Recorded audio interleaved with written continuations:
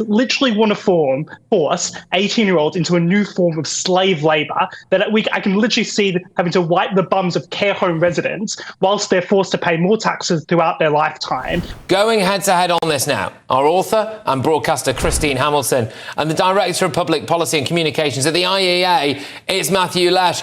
Christine, I will start with you. Thank you very much for joining us this evening. Should youngsters stop moaning about supporting pensioners? Of course they should. If they're lucky, but only if they're lucky, they'll be pensioners one day and they'll know what it's like. We've paid in throughout their lifetime, their working lifetime, to the system, and what pensioners are now getting is their due. It's not a handout. It's not free. We've earned it. We've paid for it. So, yes, they should stop moaning. Matthew, you should stop moaning. I think this is an outrageous and unfair policy. There is simply no good reason why one age group in society should get to pay less taxes than everyone else. It's quite clearly a bribe here. And we have to be absolutely clear about what's going on here. On the one hand, the Conservatives literally want to force 18-year-olds into a new form of slave labor that I can literally see them having to wipe the bums of care home residents whilst they're forced to pay more taxes throughout their lifetime through this system, which, remember, 1 in 4 pensioners are already millionaires. They benefited hugely from economic growth of recent decades, the inflation in house prices. They're less likely to be in poverty. Pensioners simply do not need this tax cut. Okay. And we absolutely have to blow up this myth that, the entitlement as a result of paying all their life. Pensioners will get far more out than they have paid in, significantly more, because we're far more generous as a society than we're in the past. We're far richer as a society. Okay. But it's just not fair to keep ratcheting up the benefits again and again and again for pensioners. All right, I'll come back to you, Matthew. I'll come back to you, mate. I will come back to you, don't worry. Christine, quite a lot to respond to. There's something that 1 in 4 pensioners are millionaires. It's not fair. They don't deserve it. They're going to get more out of it than they're paying in. Do you want to come back to that? Well, it depends how you define millionaire, doesn't it? Yes, quite a lot of pensioners are stuck in houses that are too big for them. They're worth a lot of money. They can't sell them because of stamp duty, etc., and the housing market is, etc., etc. So, yes, a lot of pensioners are probably worth, in those terms, quite a lot of money, but they actually can't cash that in. So they need the money. And also, it's no good concentrating on the very rich pensioners. Everybody looks right at the top. Of course, there are very rich pensioners who don't need the state pension at all. But there are millions of pensioners who rely on that state pension. And the idea that you should begrudge somebody who has spent their entire life working, very often in a menial, lowly paid job, why you should begrudge them now to have a decent standard of living, I just find astonishing. And as I said, one day, if you're lucky, you'll be a pensioner. OK, look, Matthew, you know, why should elderly people who've had working class jobs struggle to turn the heating on in the winter so that you can go and buy another overpriced cocktail at a rooftop bar? Patrick, the personal attacks, they keep them coming. I mean, look, let's be honest here.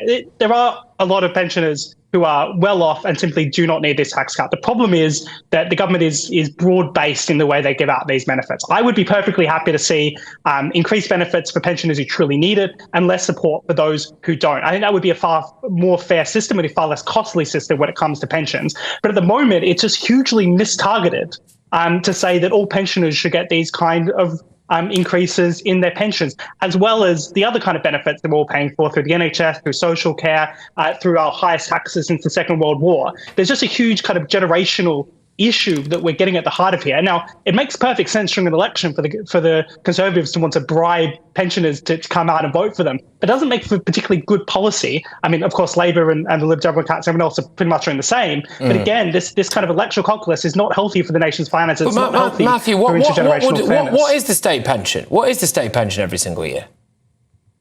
The state pension, the basic state pension, is about £11,000 a year. The UK now actually has about a higher state pension than the likes of Germany. Yeah, but hang on a minute, you couldn't live off £11,500 a year, could you?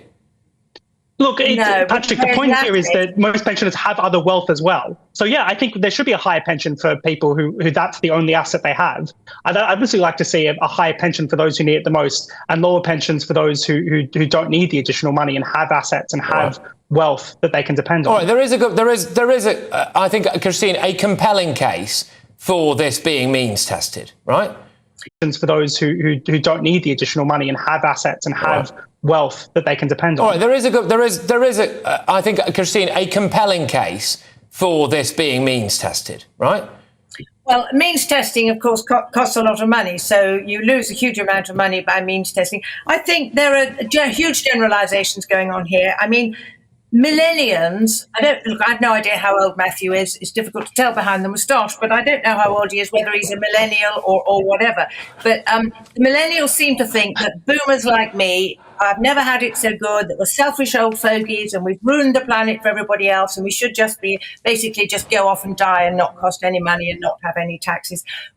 Boomers tend to think that, the millennials are financially feckless, work shy, worky, etc., etc.